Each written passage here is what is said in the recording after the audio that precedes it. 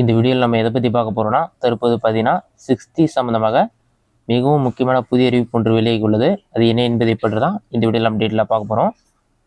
இந்தியாவில் முதல் முறையாக 6G தரப்படுத்தல் குறித்த முதல் பணிக்குழு கூட்டங்கள் மெஷர்மெண்ட்டு இந்த வெளியிட தேதி பார்த்தீங்கன்னா 26 ஆகஸ்ட் 2020 மெஷர்மெண்ட் இருக்காங்க.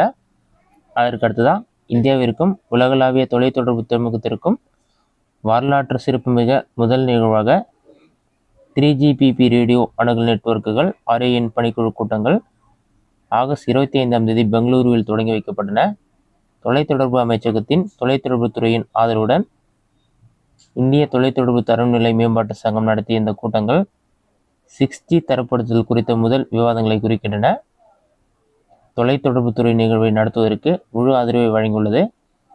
இது தொடர்பு தொழில்நுட்பத்தின் எதிர்காலத்தை வடிவமைப்பதில் இந்திய அரசின் உறுதிப்பாட்டை எடுத்துக்காட்டுகிறது.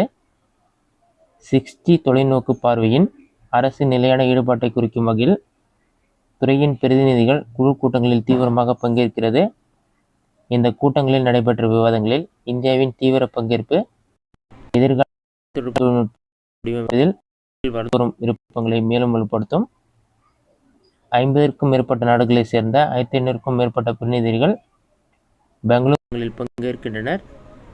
தனிநபர்கள், முக்கிய தொலைத்தொடர்பு நிறுவனங்கள், ஆராய்ச்சி நிறுவனங்களின் பிரதிநிதிகள், தொழில்நுட்ப நிபுணர்கள் இதில் அடங்குவர்.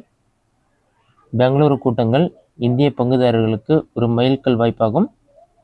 முதன் முறையாக உலகளாவிய 3GPP விவாதங்கள் இந்தியாவில் நடத்தப்படுகின்றன. இதன் மூலம் உள்நாட்டு ஆராய்ச்சியாளர்கள், நிறுவனங்கள் மற்றும் கல்வி நிறுவனங்கள் உள்நாட்டில் பங்கேற்கவும் நேரடி வழிபாட்டை பெறவும் சர்வதேச பயணத்தின் தடைகள் இல்லாமல் அர்த்தமுள்ள பங்களிக்கவும் முடியும்.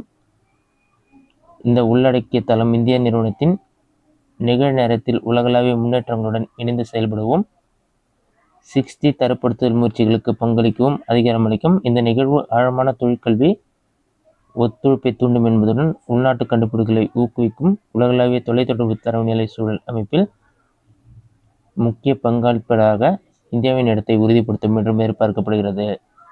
இதுதான் தற்போது 6G சம்பந்தமாக வெளியான முக்கிய அப்டேட்.